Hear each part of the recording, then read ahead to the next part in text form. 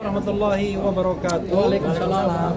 Kawan-kawan semua, kami mengucapkan terima kasih atas kesediaan kawan-kawan semua, kesetiaan untuk menunggu kami, dan hari ini kita sudah menyelesaikan sebenarnya sidang yang jawab jinawa.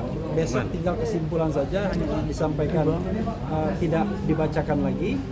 Dan tadi kita tahu bahwa sudah didengarkan keterangan ahli ya, dari pihak termohon, dan kami makin firm dengan apa yang kami mohonkan.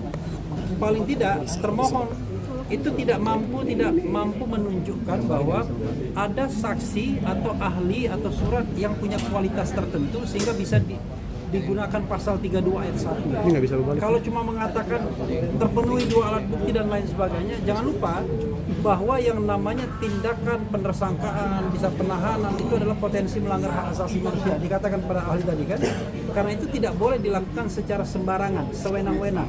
Harus dilakukan dengan cara yang berhati-hati. Nah, kami melihat bahwa pengenaan pasal 32 ayat 1 ini ya tidak ada kehati-hatiannya. Kenapa? Terbukti sampai persidangan saat ini yang terakhir bisa dibilang jawab jinawabnya, termohon tidak mampu menunjukkan sama sekali atau menjawab tantangan kami. Bukti seperti apa yang punya kualitas untuk menggunakan atau digunakannya pasal 32 ayat 1 ini. Dan apa yang diterangkan oleh ahli pidana tadi semata-mata hanya sesuatu yang sifatnya normatif. Artinya keterangan ahli tersebut bisa disampaikan di pra-peradilan yang lain juga atau di pengadilan yang lain, karena dia hanya menerangkan norma-norma yang terkait dengan bagaimana KUHP, Kitab Undang-Undang Hukum Acara Pidana itu beroperasi.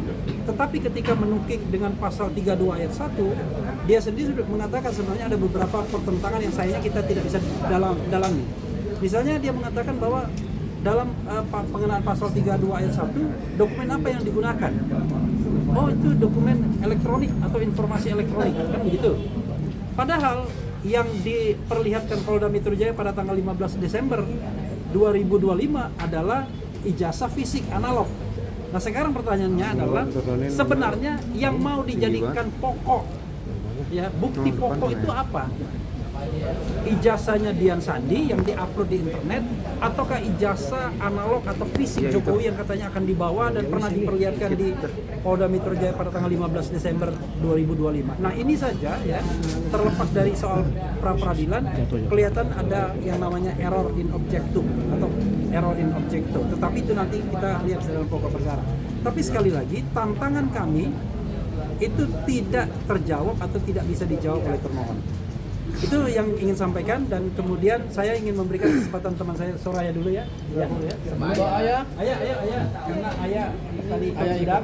Ya, silakan. Pendapat ayah. Oke. Assalamualaikum warahmatullahi wabarakatuh.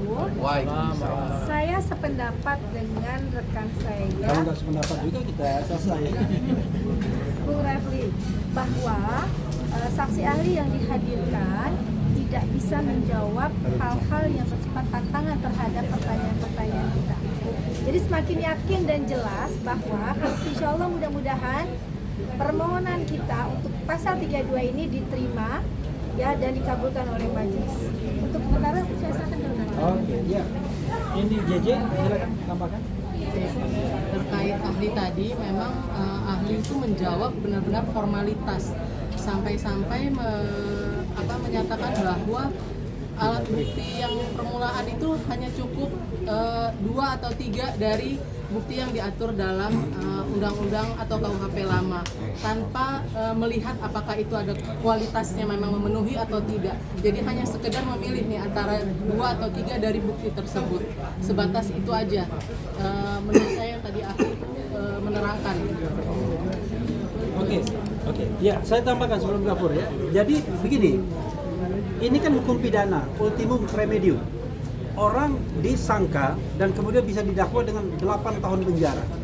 Enak sekali mengatakan sudah terpenuhinya alat bukti dengan BAP dan lain sebagainya. Kalau misalnya tadi seperti Gafur bilang, ini misalnya peristiwa pembunuhan, yang dilihat orang pencurian, ya sudah, dipaksa dia untuk menceritakan tentang pembunuhan. Kan tidak begitu. Karena itu saat ini kami masih menantang. Ada nggak sebenarnya saksi ya yang melihat Mas Roy melakukan perbuatan-perbuatan yang dimaksudkan pasal 32 itu, yaitu merusak dokumen, mengurangi, menambah, mentransmisikan dengan cara mungkin mencuri, menghack dan lain sebagainya. Nggak ada sampai sekarang. Dan itu dibilang nanti azas praduga tak bersalah akan dibuktikan di pengadilan. Emang enak orang dijadikan terdakwa di pengadilan. Padahal sejak dilaporkan, dijadikan tersangka, kemudian diancam untuk ditahan dan lain sebagainya, itu adalah tindakan yang potensial melanggar HAM. Karena itu harus dilakukan dengan hati-hati, tidak boleh sembarangan. Kami baru menguji pasal 32 ayat 1, nanti 35 kita uji juga. Pasal 35 itu lebih dahsyat lagi, 12 tahun penjara. Coba bayangkan, lihat muka Mas Roy, pantas nggak kira-kira 12 tahun penjara? Kan ini kan sama dengan sebuah kejahatan besar, kejahatan luar biasa, yang kualifikasinya sebagai sebuah kejahatan yang berat. Nah ini yang kemudian kita mengetuk hati ya hakim tunggal ini untuk melihat realitas bahwa 32 ayat 1 ini digunakan semata-mata untuk bargaining power agar penyidik itu bisa menahan tersangka sewaktu-waktu, dan itu sudah dicoba dilakukan pada tanggal 19 Juni yang lalu. Oke, silakan Abdul Ghafur sebelum sebelum bintang utamanya ya. Jadi rekan-rekan media, tadi kita sudah sama-sama menyaksikan dan mendengar keterangan ahli dari termohon yaitu Polda Metro Jaya, dan dalam 2 sidang pra-peradilan yang kami lakukan dengan termohon tetap Polda Metro Jaya, mereka sama sekali pun tidak pernah menghadirkan saksi. Ya. Nah, yang kami persoalkan di dalam permohonan pra-peradilan ini adalah kami ingin menguji sejauh mana kualitas minimal 2 alat bukti permulaan yang cukup dari Polda Metro Jaya dalam menetapkan Mas Roy sebagai tersangka pasal 32 Undang-Undang ITE yang ancaman pidananya adalah berat, 8 tahun penjara. Ya. Saya evaluasi sedikit bahwa pada saat kami menghadirkan pembuktian saksi-saksi, ada 4 saksi yang kami hadirkan, dan 4 saksi itu adalah 4 saksi yang diperiksa pada pokok perkara itu tidak mengetahui, tidak melihat, tidak mengalami suatu peristiwa yang diduga peristiwa pidana berupa meretas, menghacking, menghilangkan, merusak, memanipulasi data elektronik sehingga data elektronik tersebut tidak bisa lagi diakses. Dan ahli juga yang kemarin kami hadirkan juga telah menerangkan ke Hakim Tunggal pra-peradilan bahwa berdasarkan putusan Mahkamah Konstitusi nomor 21/PUU/Angka-7/2014, maka dalam hal memeriksa setidaknya penetapan tersangka yaitu harus dilihat kualitas minimal 2 alat bukti permulaan yang cukup. Jadi bukan soal banyaknya alat bukti ya. 148 saksi yang diperiksa oleh Polda Metro Jaya itu lebih banyak menerangkan peristiwa pencemaran nama baik dan fitnah, bukan kepada pokok pasal 32 yang ancaman pidananya 8 tahun, dan itu tidak 32 ayat 1 Undang-Undang ITE yang ancamannya 8 tahun dan tidak pernah dihadirkan juga oleh pihak penyidik Polda Metro Jaya. Yang kedua adalah alat bukti surat. Akhirnya tadi terulang kembali pada saat pemeriksaan pembuktian dari ahli termohon pada pra-peradilan pertama, Mas Roy. Ahli jadi juga tadi terjebak di dalam memberikan keterangan alat bukti surat yang berkaitan dengan dokumen elektronik. Tadi kami menjebak ahli di menit-menit terakhir, apakah dokumen elektronik yang masih tersimpan rapi di akun X Dian Sandi, dan kemarin kami tunjukkan secara langsung di hadapan sidang pra-peradilan dan dilihat juga oleh Hakim Tunggal, ternyata masih bisa diakses. Apakah itu adalah alat bukti surat dokumen elektronik yang mengalami kerusakan, mengalami manipulasi, dan apakah kemudian tidak bisa lagi dinyatakan diakses? Apakah itu bisa kemudian disebut sebagai dokumen elektronik dan dokumen elektronik tersebut tidak pernah bisa disita? Akhirnya ahli terjebak dan mengatakan bahwa kalau itu bukan kompetensi saya. Berarti kami mempertanyakan bukti surat seperti apa yang dimiliki oleh Polda Metro Jaya berkenaan dengan penetapan tersangka pasal 32 Undang-Undang ITE. Dan mudah-mudahan Mas Roy, Bang Refli, keterangan ahli tadi justru di menit-menit akhir setelah dia menjelaskan secara normatif lah, ya itu kayak kuliah lah, awal-awal itu kayak kuliah lah ya.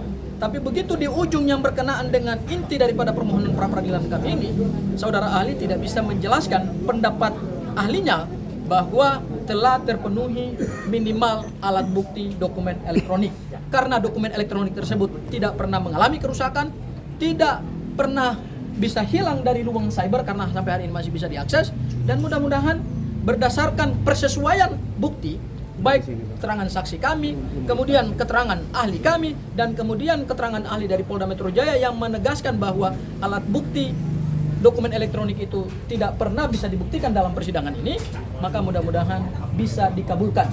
Ya, bisa dikabulkan, yaitu menggugurkan pasal 32 Undang-Undang ITE, bukan menggugurkan pokok perkara ya. Ini perlu saya tegaskan dulu ya.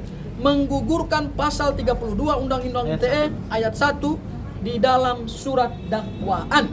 Sehingga nanti setelah ini kami akan mengajukan kembali permohonan pra peradilan untuk pasal 35 Undang-Undang ITE karena kami ingin melakukan challenging ya atau mensomir ya termohon secara parsial. Pasal-pasal penetapan tersangka itu kami ingin cicil parsial. Kenapa kami ingin cicil parsial? Karena kami ingin menguji alat bukti permulaan yang cukup itu fokus ya. Jadi kami tidak membuat dalam satu permohonan gado-gado ya, tapi kami akan cicil satu persatu, dan berdasarkan hukum acara pidana yang hari ini berlaku, tidak ada pembatasan terhadap jumlah permohonan pra peradilan, mau 1, mau 2, mau 3, bahkan 100 sekalipun, sepanjang objek yang dimohonkan itu tidak nebis in idem, maka tetap dibenarkan secara hukum acara pidana. Ya, barangkali itu saja dari saya.